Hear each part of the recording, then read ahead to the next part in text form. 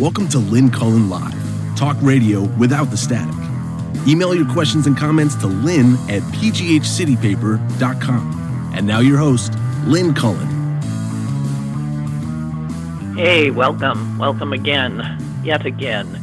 It's June 23rd, it's a Tuesday, and that means my sister Susan is on the other line, I think. Hello? I am. You am? Good. Hey, so... I'm sorry, I'm clearing my throat like a good Miller girl. Yeah. So I was thinking when I was walking the dog the other day, I have to tell you this great walking a dog story. I just do. I do. And I hope I can tell it because you had to have been there, I suspect. All right, well, I assure you. I'll be the judge. I'll be the judge. Okay. Okay, so I'm walking the dog yesterday late afternoon, and walking down a sidewalk, and I see an older woman. It's funny. I think, wow, there's an old lady, and I'm thinking she might be looking at me and thinking, there's an old lady, but there was an older woman and a little white dog, and she'd just come around the corner. So sort of startled me, and I thought, oh, boy. And I decided she was older than me, so I moved off into the street and allowed her the sidewalk. And we passed, and she went on her way, and I got back onto the sidewalk with my dog, and we were just about at the corner that she had turned from, and a big red tabby kind of cat. Can you be a red tabby? You know what I mean? I do know what you mean, yes. Okay. A big red cat comes around the corner, just as she and her little white dog had. And since Blue and I were pretty much at the corner ourselves, whoa, and I really grabbed Blue's leash right near his, because he doesn't know too much. Well, he doesn't know from cat. He's mostly just curious, but a cat is something that just makes him go, whoa! Right. And so, but something was different. This cat clearly saw me and the dog. We were no more than 5 feet away. And didn't care. Did not care. Continued, didn't even give us a side eye. Continued to walk very purposefully right down the center of the sidewalk, which took, so Blue and I, we backed up a little bit.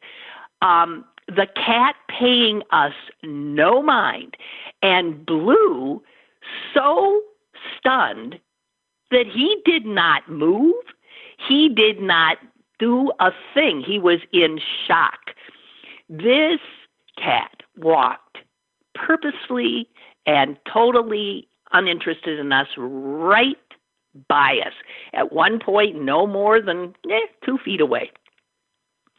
Continued on, tail in the air, very sort of careful, right down the center of the... And then I thought, wait a minute. Is that cat with the woman and the white dog? I betcha. And it was. It continued. It was about 30 feet behind the woman and dog, but it was so clearly following them. Another young woman was watching this, and she was stunned too. And I saw her running up. Blue and I did not move. We just continued to watch this cat. And this young woman started calling after the old woman and the white dog. Excuse me.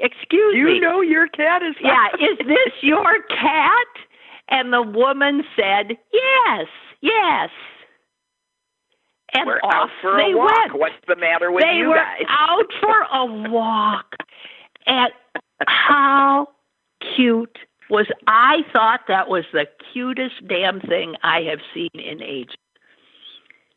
It was, and the woman never even looked back. She knew the cat. Apparently, this must happen every time they go for a walk, and she knows the cat is behind her, even 30 feet behind her. And the cat's total assurance and able to project to other dogs that it's not really a cat, it's just a dog walking I don't know what it is. Blue to this day now does not know what the hell was that. What was that? Oh, it was so cute. Oh my God, it was so cute. Oh, well. So anyway, I'm glad I remembered to tell you that. Anyway, never mind for the thing I was going to tell you. It doesn't even matter. No, so that was not a "you had to be there" story. That's just a good animal story. Oh God, I wish though I'd had my camera. I saw the young girl trying to take a picture. There is no way a picture could have shown this. Well, no way. Because you had to actually witness the whole long tableau. I know. The dog and the cat was really pretty far behind. So the woman and the white dog would be just a little thing in the picture. But that cat, oh my God, I love that cat. That is the coolest cat ever. You'll have to tell that one to our brother. Yes, right. Who is at home? Yes, he's gone home. And he's being kept, in a sealed room in his own home? He's in jail. He's perfectly happy, I'm sure. No, I think he's a little grumpy about it, but nonetheless, the dog made a sufficient show of delirious happiness at seeing him again after his extended absence, that it more than makes up for the fact that he's being kept in saran wrap in one room and having to use the bathroom in the basement or something. Are you kidding me? God, well, I'm of two minds here. Some people seem to be being a little nuts. Well, and other people are being nuts in the other direction. I don't know where the hell. My kids are very strict. I mean, I had the most, so it's going to be that kind of day. I had the most marvelous thing happen over the weekend, and that was that my son and my daughter-in-law and my two grandchildren came to visit the backyard on Sunday. They got up and were on the road by 8 a.m. and drove from their house to our house in Green Bay. From Chicago to Green Bay, yeah. Chicago to Green Bay, got here around 11 o'clock. I met them with Kroll's Hamburgers. You have to be from Green Bay or know about Green Bay lore to understand that was a must. I did cheeseburgers for everybody from Kroll's. And then we spent the day in the backyard, and mother has always had a swimming pool because it's good for her, and she's still swimming. And my 2-year-old granddaughter was heard to announce that she liked a swimming pool. Sure. And then she was going to go run in the park, and that's just so you know that she's a real city girl, because that's what she called the lawn. The backyard. The backyard was the park. Yeah. But that wasn't the part that I was telling you. The part I wanted to tell you is right after they got there and she realized that I was at this house, because she usually sees me at my home in Chicago or at her home, but she realized here was Nana at this house, and she just broke loose and ran across the patio and screaming, "I want to give you a hug!" And she just grabbed my legs and hugged, and I'm holding up my hands like a cook on Top Chef, when the bell goes off. No hands, no hands. I'm going, I want to touch her so bad. But that was so blissful. I got a hug. Wow. Were her parents freaked? Well, no. Her mother said, "Boy, I don't get that." Well, just but think she's around all the time. She's around all the time. Yeah, and of we course. have been. I mean, we've been tantalizingly close to each other a couple of times. Yeah. And she knows that for some strange reason we aren't allowed to touch each other, and she keeps trying. Oh. And I have to admit, I keep sending her these little telepathic messages to just come ahead and do it. Oh gosh, she's very responsive. Yeah, she's something, that one. Anyway, but, so that was just so all of it, which is to say.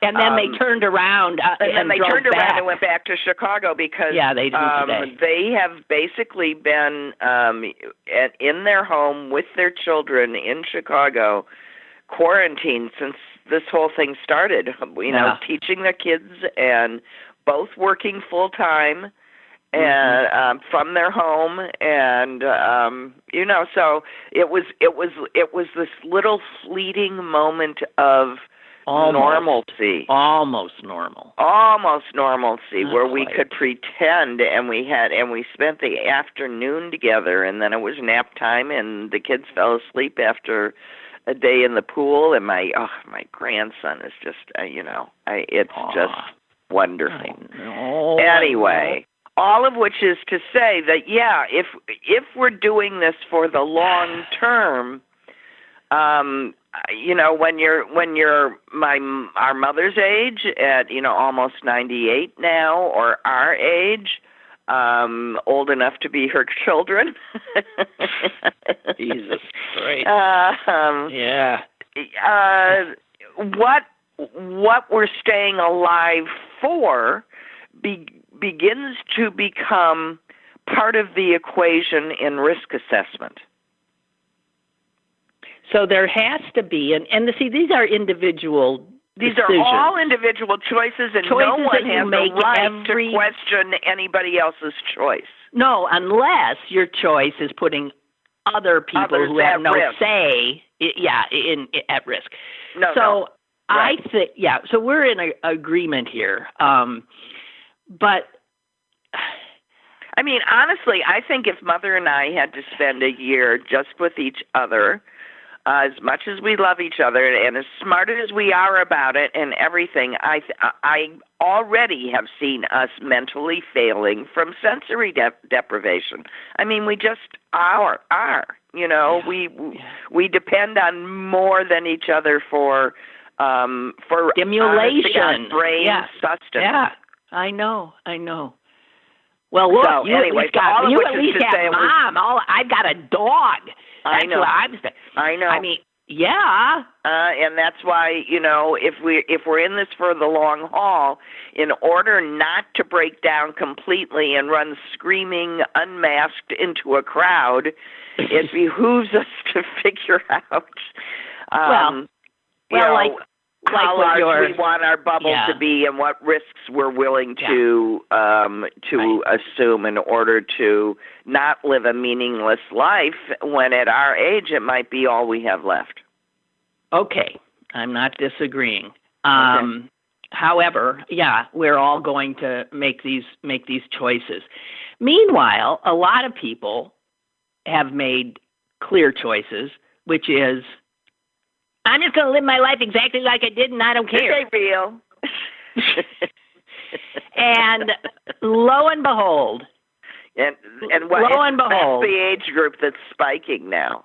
The age group that's spiking is 20s and 30s, and odds are they'll get it, they'll survive it, and by doing that, they'll bring the mortality rate of it down. However, they're not thinking about the people who might not survive it. So they're being... Or who have to care for them and risk their lives. Exactly right.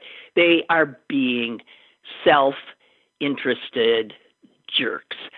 And that's what I mean, and in that regard, my children are far stricter. Of course, they're in Chicago and don't feel safe being anything less than really strict. But they're far more quarantine-y. They don't go to a grocery store. I mask up and go to a grocery store. I go to a grocery store. Right.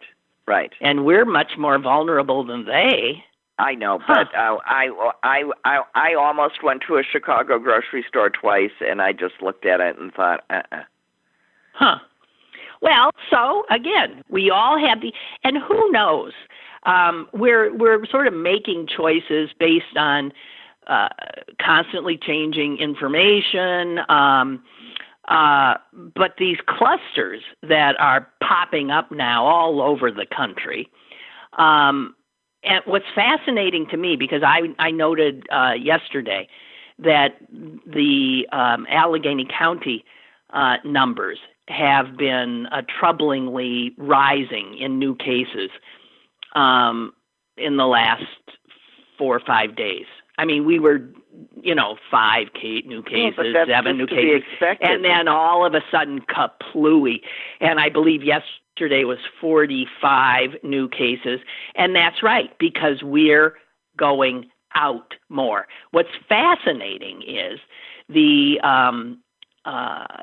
we've been told that as they've looked at the numbers and who is sick, these are, yes, younger people, and they do not seem to be, and this blew my mind, did not seem to have anything to do with the protests.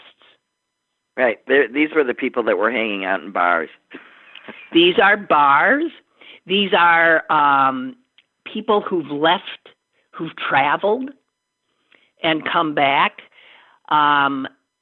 Churches.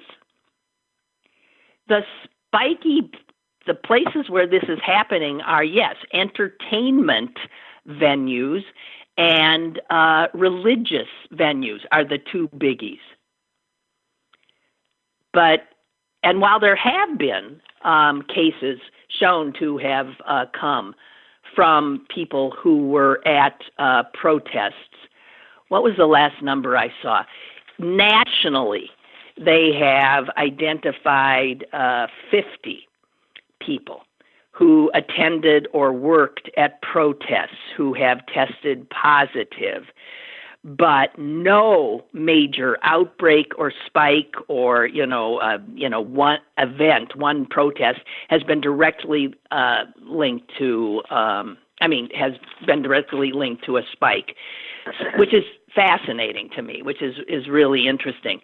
And of course, that was reported in the local paper, and the comments section, which I usually avoid, is from people saying, "Oh, yeah, right, I believe that." That's like the left-wing media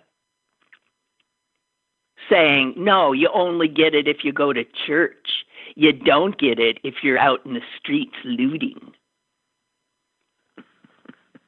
Well, there's some truth to that. If you're out in the streets, outdoors, you're outdoors. That's exactly right. And you're masked. In the I saw a lot. I saw a predominant. Why can I say predominantly? Yeah, mask wearers. Yeah. So here's the thing: the people who get off on American exceptionalism. We are exceptional. There is no doubt about it. The United States of America comprises 5% of the world's population and 25% of the world's COVID-19 cases and 25% of the world's deaths. And the rest of the world is sitting around aghast, and Americans are beginning to notice. Well, I don't know, but because we have it, I don't know if you saw the New York Times editorial today, but they say this, and it's so true. I mean, we know this. America has always had, and these are Trump voters. The New York Times says we're doing badly, not only because of a lack of, I'm paraphrasing here, lack of leadership, but because there is a long-standing anti-science, anti-expertise streak in American culture. The same streak that makes us uniquely unwilling to accept evolution or climate change. It's the same thing. There is a belligerent faction within our society that refuses to acknowledge inconvenient truths, to quote, I believe, Al Gore's climate change movie. Refuses to acknowledge inconvenient or uncomfortable facts, preferring to believe that the experts are somehow conspiring against them. For what? I don't know. But the reality is this American, exceptional American rejection of science, expertise, knowledge is killing us. And the numbers just keep ticking up. It's killing us. Literally, and people seem not to believe it. It's like they're watching a video game. Well, I think, again, like they say, these are people who simply have an ability to not believe. They just refuse to believe things that are uncomfortable for them. They simply cannot open their heads and take it in. Michelle Goldberg got on this today. Let me just, it's unbelievable to watch some of these Republican-led states. Arizona, which is, spiking like crazy there.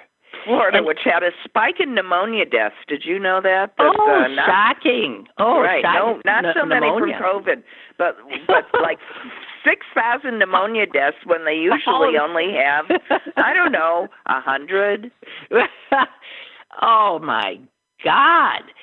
So, Arizona, Florida, Texas, those states where we're seeing these huge spikes, people dying, they still do not even mandate mask wearing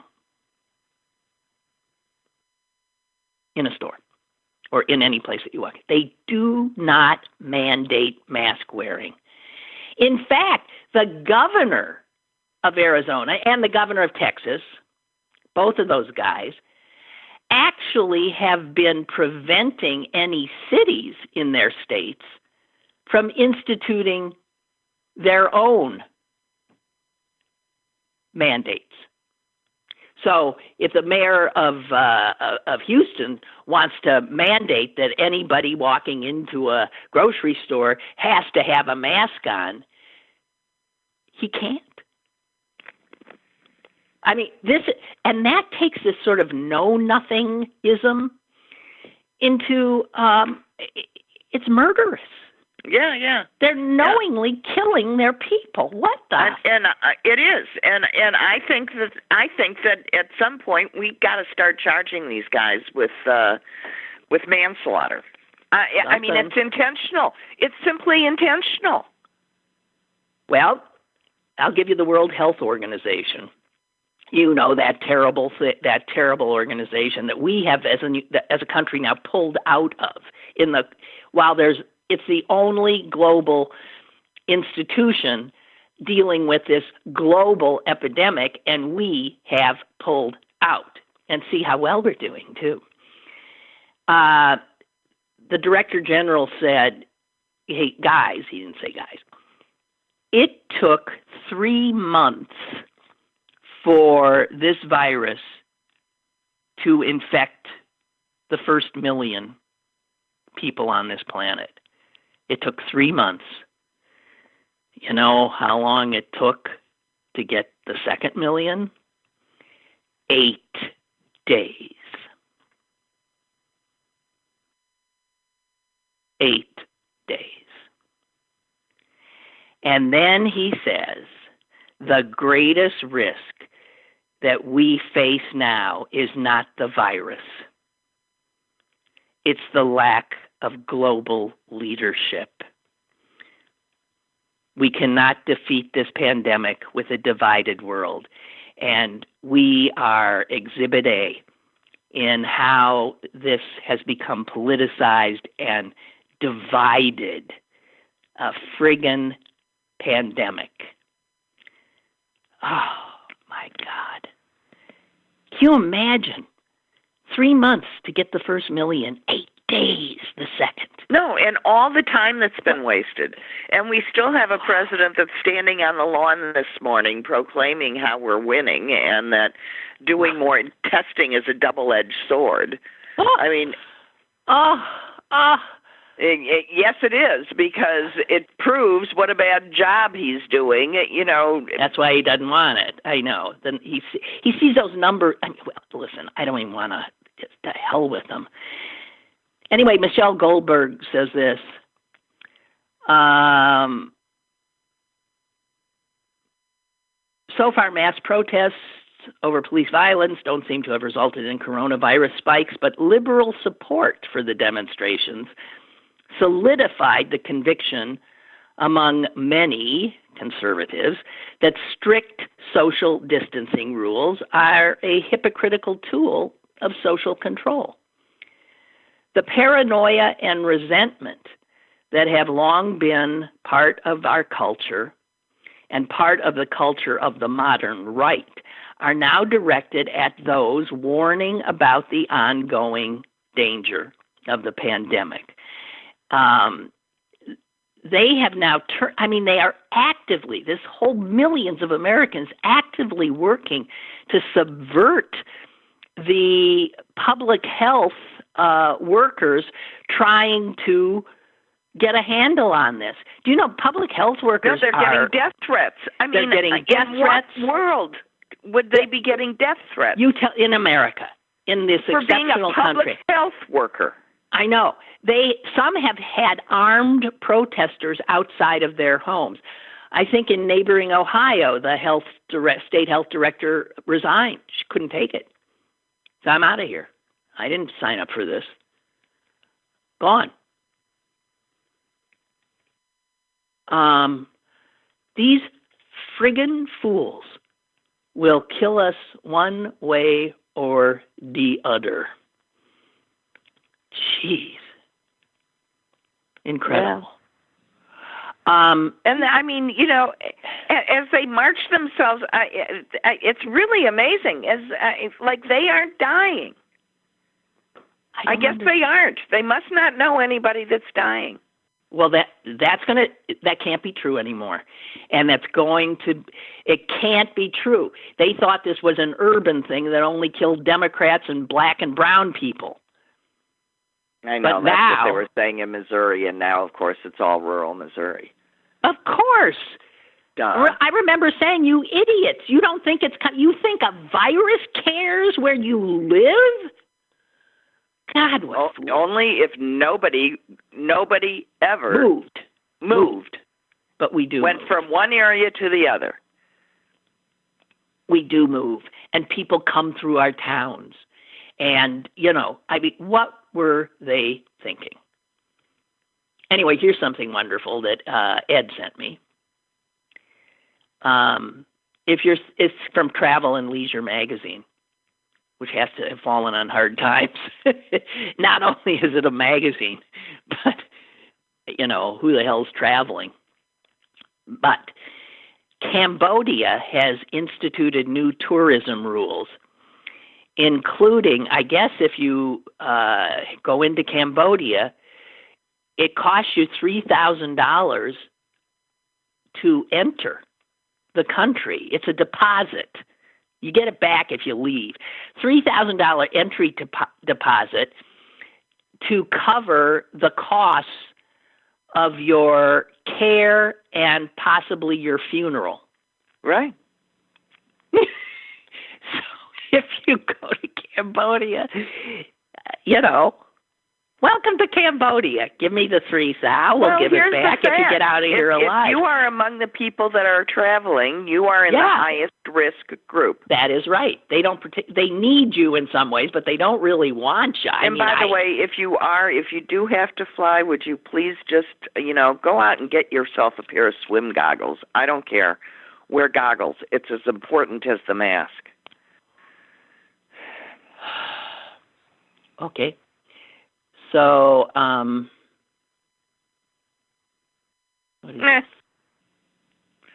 know life is weird. Yeah, you tell me. So, Trump's little visa thing he did yesterday. His executive order, yes, which is of course just upsetting.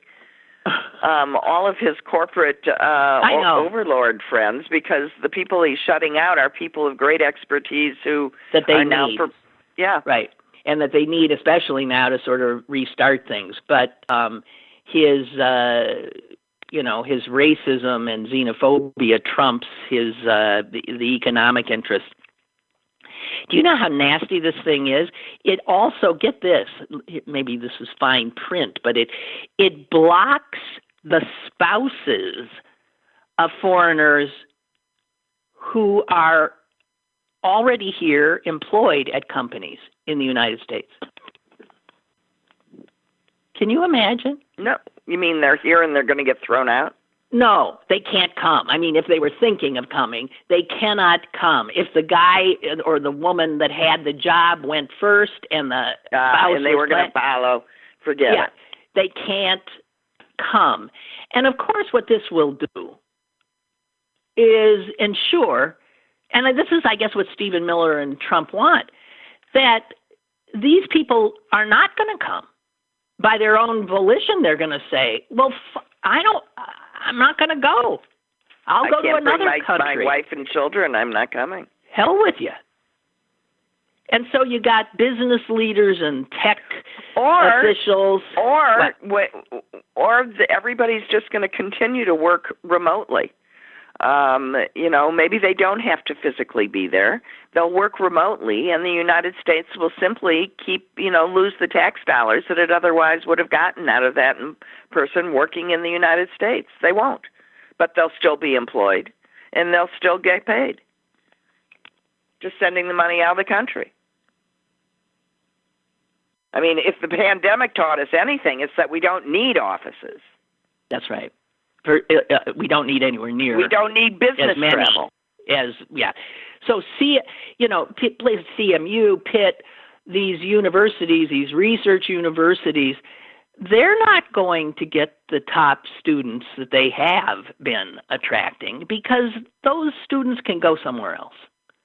Well, and by the way, they are now getting a picture of the United States and have been for the last 3 years. That why would they want to come here? It's a dangerous place. It's a scary especially place. If you're a person of color.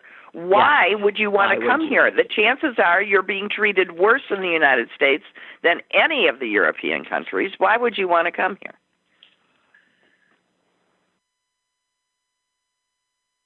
And who are these people that think football's going to happen?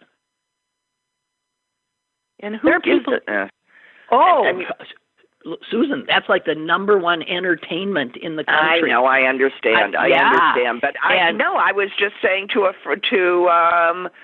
one of Mother's friends here, who was just assuming, that the games are. I said, how? Just imagine Packer Stadium, where, for those of you who somehow don't know this, there are no individual seats. It's bench seating.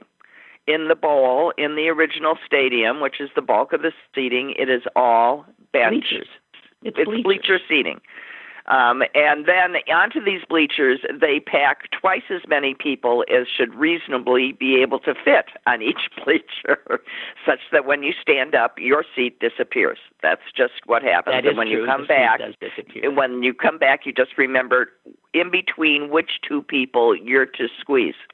and then everybody squeezes a little bit, and you get back in. Well, it's one of the ways you stay warm in Lambeau. It's how you stay warm during the cold games. Doubt. It's right. part of the experience, you know. Yeah. We love our neighbors in Green Bay, quite literally. But there's no way. There's no way that they could have a game unless unless they had. Here's what I would suggest. I will buy my season tickets. I will donate my season tickets, and first responders and grocery workers and those sorts of people can be in the stands. That's all, and they are seated in family groups and socially distanced. And everybody else watches it on TV. And that doesn't solve the problem of the players all dying. No, that's what I was going to say. That's not even, I wasn't even thinking of the fans. I was thinking they'd be playing these games without anyone in the stands. You can't ask these players. I mean, I'm sorry. There is no way for them to be safe. First of all, the game itself, there's no way for them to be safe. But now add on to that the fact that you are in such close proximity to others, and add to it that as these college football players come back and they're all already infected. 23 football players at Clemson already positive, 10 at Iowa State, Texas State. They're all, I mean, it's just one after the other. What are they that's cool, thinking? because then they'll all be, it'll just go through them, and then they'll all be immune, and then we can have our season. Far out, man. Yeah. Unbelievable. Really is unbelievable. I just feel like there's, somehow in my own head, the only way that football should be on our minds right now is, in the sense that it factors into Black Lives Matter.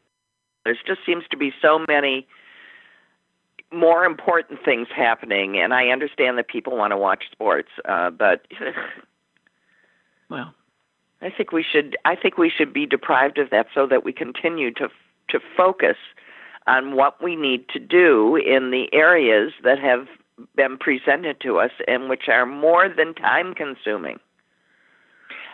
I have a nightmare scenario for anyone who isn't already worrying about enough stuff. We aren't in a nightmare scenario. Listen to this one.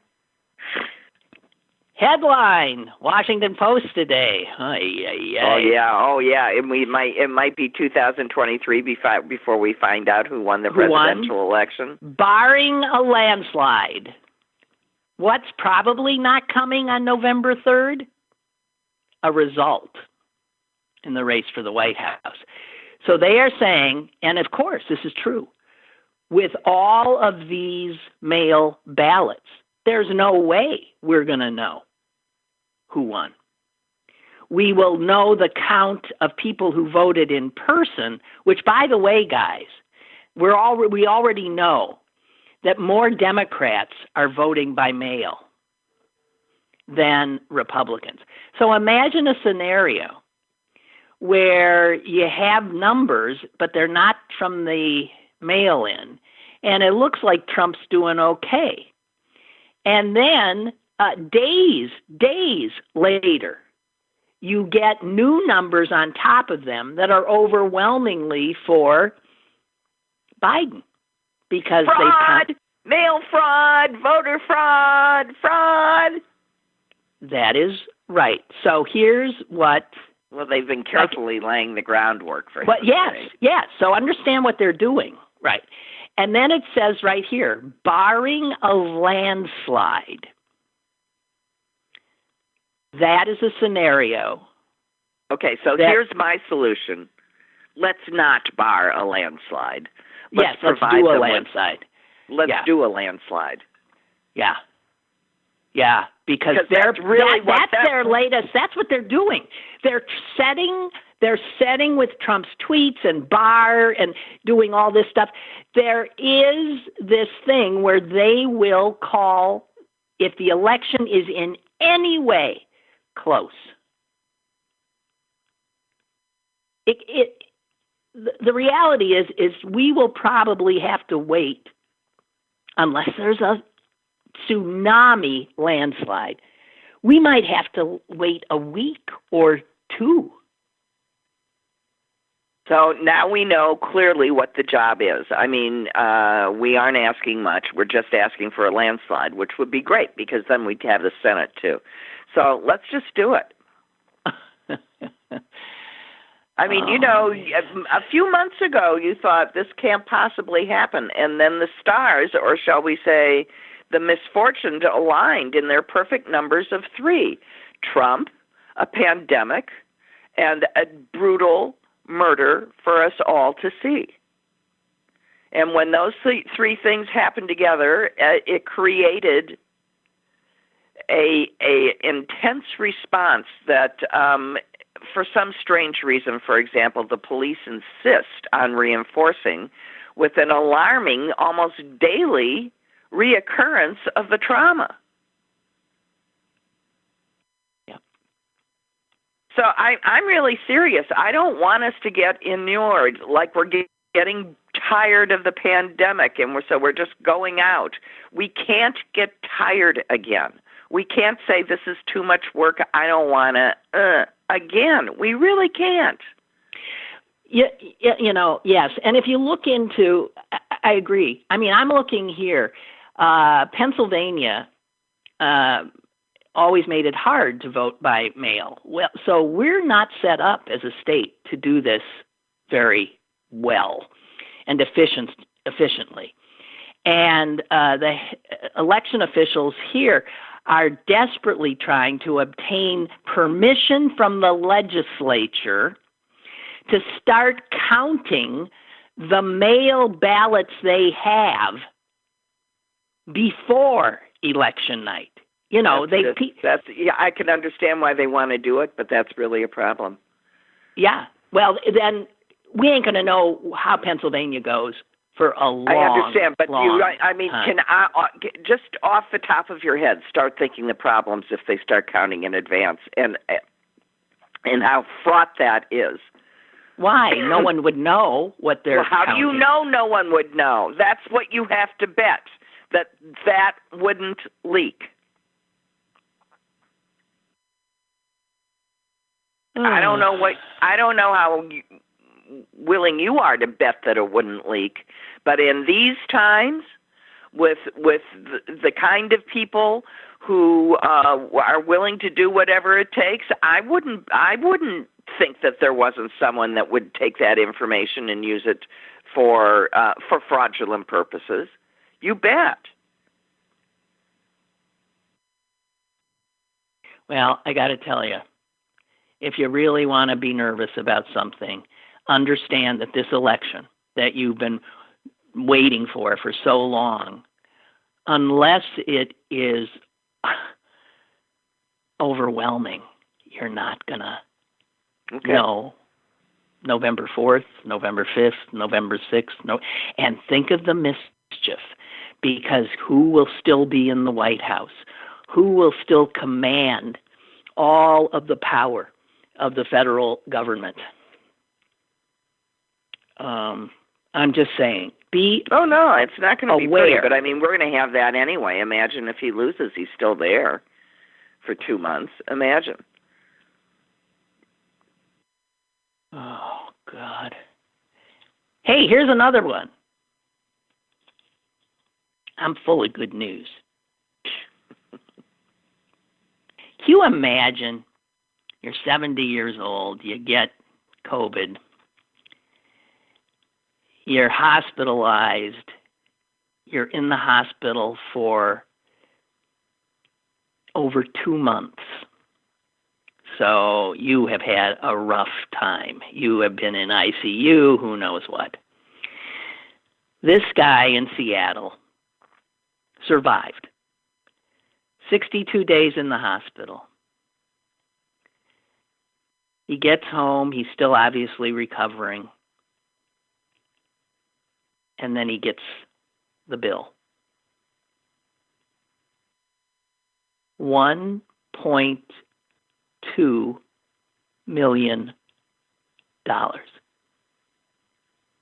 That's just from the hospital, not from doctors and other things. $1.2 million. Don't you remember right at the beginning, there was all this talk about how no one's going to have to bear the costs of treatment for the virus? What happened to that? I don't know, but I do know that people are getting these bills now. Well, I do. Yeah, there's been several stories. What are these people supposed to do? They can't pay. Mail it back and say, it was my understanding that this was on the federal government. Sorry. Jeez. Oy. Or you could just write across it, you should have let me die, and send it back. God almighty. Okay. I want to see. So when are you going to a restaurant, Lynn?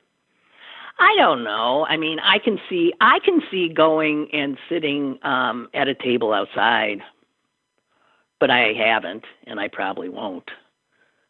But when I see people doing that, I don't think they're nuts.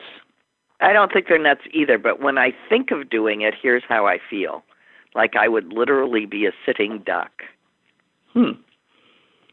Well, when you first venture out and do any of these things that you haven't done, you're panic-stricken. I know. You get very nervous. I had a full-blown anxiety attack like the first 6 times I went to the grocery store. Yeah, sure. And then you relax. You realize that, hey, I'm doing everything I'm supposed to do here. I would have to be the unluckiest human being in the world to. I have a guy coming to the house who's going to do a bunch of little handyman kinds of things. I do too, but he's my son-in-law. I'm so excited. Well, I don't have that. I don't know this guy from Adam. I realized that this was a hidden bonus. Yeah. Well, that's nice. Then I got, I had to have a new garage door, so they installed that last weekend. And when they came, these 2 guys were not wearing masks, nor was I. I came out to say hello. And they said, do you want us to wear masks? And I said, well, I'm not going to be around you. You're going to be here. I'm going in the house. No. And they said, thank you. I mean... Well, yeah. I mean, we had to have workmen in the kitchen because, both of Mother's ovens decided to give up the ghost. I mean, her microwave and her thing, it was like a joke.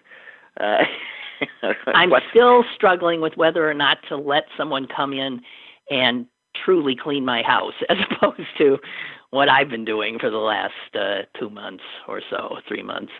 But I know she is doing other people's houses already. And that just, I don't know, makes me nervous.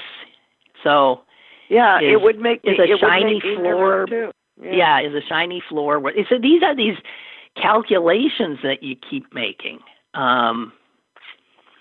And I just, well, all you have to do, I think you can sit outside while she's there, and then when she leaves, just take, just wipe off all the handles once more, just the doors, and you're fine. I really think you're fine. And just don't be near her. Yeah. God, I hate this. It's terrible. I just hate it. God damn. And it's hard to remember. I mean, I'm constantly, just saying, we can loosen the rules, but if you can't remember to stay far away, then we can't. Well, what happens is people don't. I mean, don't. No, you don't stay 6 feet away. You don't. I mean, I see people, sidewalk neighbors, and they don't have masks, and I don't know. We all have this mindset, I think, that if we know the person, they're not a danger to us. Right. Well, that's not true. And it's not true. No. And just because you don't want to hurt their feelings doesn't mean, I'm running into that here. And because the population that's dropping by is all of us a certain age, they really seem to have trouble holding on to the memory. Bill, our brother did. I do. I'm not supposed to be doing this. Well, we've spent our lives living in a certain way, and now we're supposed to not do anything that we've done for decades. We're supposed to turn on a dime. It's very, very hard to do. Yeah, and what I find interesting is I'm always been thought of as a very highly social, gregarious person, but I know myself to be someone that can be perfectly happy pretty much alone. And I didn't realize how much I depended on the small little bits of interaction that I got. Yeah. That I didn't need much, but what I required, I actually seem to require. Right. I'm like that too. And I'm not necessarily getting my full complement these days. Well, you aren't alone. Know that. But I know that. Not being alone, that doesn't, I'm here to say that just doesn't do diddly squat. And I don't know why people think that sharing misery makes you any less miserable. And conversely, I'd like to know, by the way, what's wrong with Schadenfreude. I've been asking people this. Why does it get such a bad rap when it feels so good? Well, lots of things that feel good. Invariably, the things that feel good are things that are bad, supposedly. Supposedly, yeah. Well, but not really. A lot of them are. But flying in the sun. Was it wrong to just feel giddy joy at our president standing in Tulsa? I mean, that was as happy as I've been in a long time, and I think I wasn't alone. No, I was happy to see that it went kaplooey. Right, and that is a classic piece of Schadenfreude. Yeah, well, feeling joy at his discomfort or unhappiness is, I think, can't be wrong, right? I don't think. I don't think. It's like feeling sorry for Satan. It's in a way necessary. Yeah, I don't think. He is not on our side, and he is killing people, and he is dangerous as hell. And no, I think any time he stumbles, we should cheer. I do. And how do you think Bolton feels being the second most hated man in America? Well, I don't give a shit about him either. He's vile. He's just vile. He was always vile. We always knew he was vile. And he's vile. He's vile now. He's hated by absolutely folks. Everybody. Yeah. They hate him on the right. They hate him on the left. Hates him. It's the only thing everybody can agree on. He's just like, ugh. He's horrible. So he'll at least have more money. Well, but I don't know. I don't know that he'll have more money. They just might take him to court, and the courts might find that he screwed up, and the book's published, but he can't profit off his I don't know. I doubt that. Well, that happens a lot. I know, but I doubt it. I doubt it. I don't even care. I don't care about him. No, I don't care either. I am the person who's concerning me more than anybody right now is actually the Attorney General. He is frightening, and his messed up thing that he did with the Southern District is just, it's amazing. They're full-on fascists now. Full-on fascists. They're getting rid of anybody in any position that is not a bootlicker. Yeah. Right. And, and I mean, these guys are actively, but I don't know who. He'd have to fire that whole office. don't put it past him. He lost that, though. He capitulated.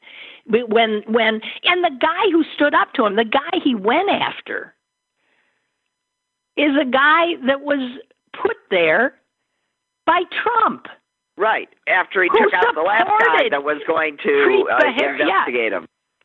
No, I mean, this is he replaced what's his name, Preet Bharara, right? And who got forced out, and then Trump put this guy in, and he put him in because, do you know Jeff Berman? That's the guy who's now out. He was a former law partner of Rudy Giuliani. I know. I mean, that's amazing. That's amazing. And he was going after Giuliani. He was a donor to Trump's 2016 campaign. He served on the presidential transition team.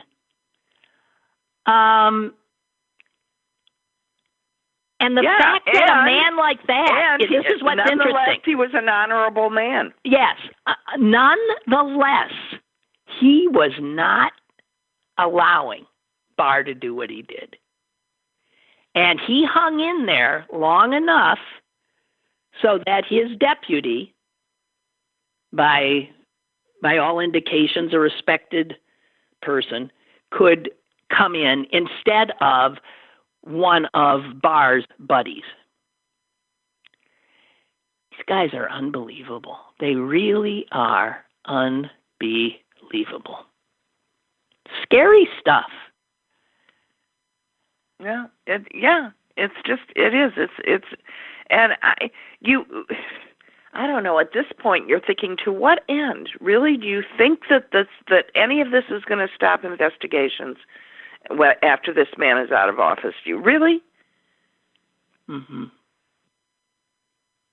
Oh, poor Bree. I mean, we're going to lock him up a whole new meaning because, we actually have right and justice on our side. Uh-huh. If I seem a little off today, I want you to know I did not sleep last night, and I feel my head is like Swiss cheese. I do. So I'm just saying, all of a sudden I realize that I've been... It's your lungs that are Swiss cheese with COVID. With this, it's... Oh, no. I just... Bleh. Anyway, regarding cleaning people, Bree, writing from Kuala Lumpur, says, yeah, we have a cleaning person come in on Sundays for 2 hours. It is a bit of a risk. But then he said they've had black mold, water pipe leak, black mold. The landlady sent the guy, and he says, he borrowed my stepladder and cleaning supplies. He sneezed big wet sneezes when he was in that room cleaning the mold. I did not feel safe, and the wall still has mold stains on it. Well, that doesn't incline me to have someone come in, Bree. That was not helpful in that regard. It seems like more than a big wet sneezes. Oh, jeez. Yeah. If I were not controlling who the person was, I wouldn't even consider it. Yeah. For example, I would not. I wouldn't be using a service, for example, unless it was a service that I always used, and they always sent me the same people who I already knew. Yeah. Hey, here's a piece of, I don't know, you can take it for whatever. Good news, Richard says. This is from Uniontown, PA. This guy heard a boom, and he comes running out of his house, and there'd been a big car crash. And one of the cars was a police car. And the guy, a black man, Dalen McLee, ran outside and pulled the cop to safety as flames erupted in the cap. So there's no doubt he saved this cop's life. So that's giving some people, so here is a black man who himself has had encounters with cops, not good ones, but he ran and saved that cop, just so as you know, which is, I guess, nice. Now, something that I think you probably know, but I hadn't seen these numbers before. You know, if you want to be able to do a manicure in Louisiana, you have to have 500 hours of training. That's a lot, isn't it? That's a lot. To be a police officer in Louisiana, you have to do 360 hours. Well, there's a lot to learn about cuticles. Do you believe that? 500 hours to be a manicurist, 360 to be a cop. Okay, I got another one. North Carolina, you want to cut hair? 1,528 hours of training. Jeez. And at a cost. I mean, obviously you're paying for all those hours. 1,528 hours to have a license to cut hair in North Carolina. To be a cop. Less than half of that, 620 hours. Well, that's twice as many as Louisiana. Get this. You want to decorate homes? You want to be an interior decorator in Florida? 1,760 hours.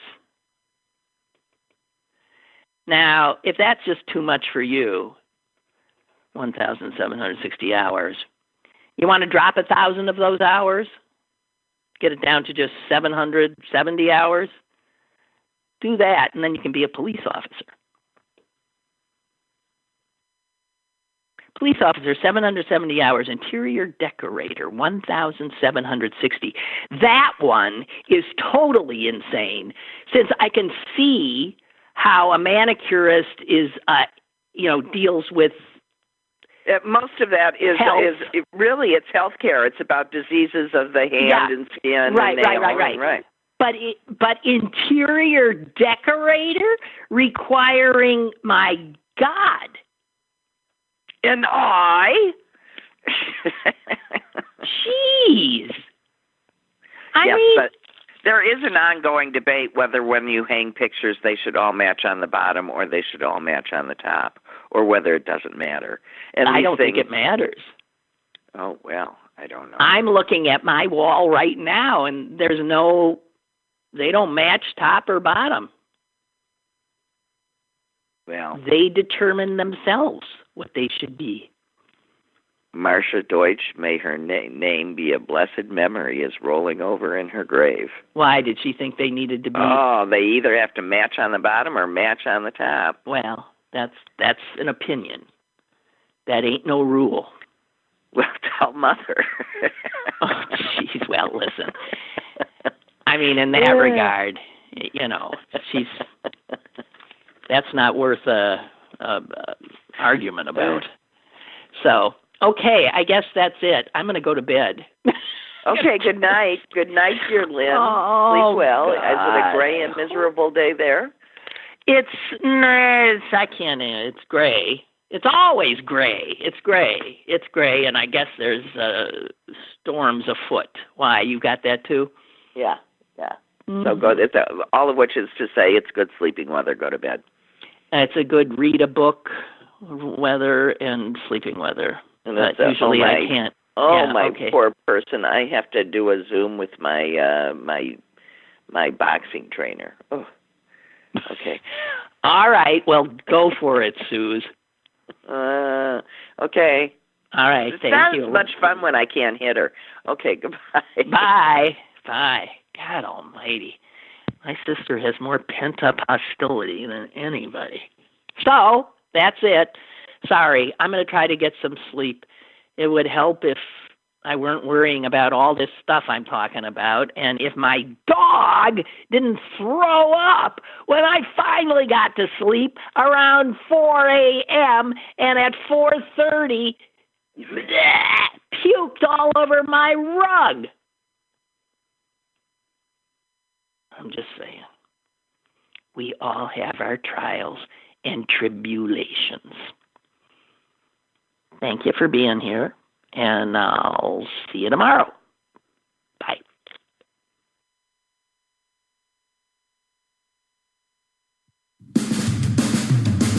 Lynn Cullen Live, Monday through Friday from 10 a.m. to 11 a.m. and archived at pghcitypaper.com.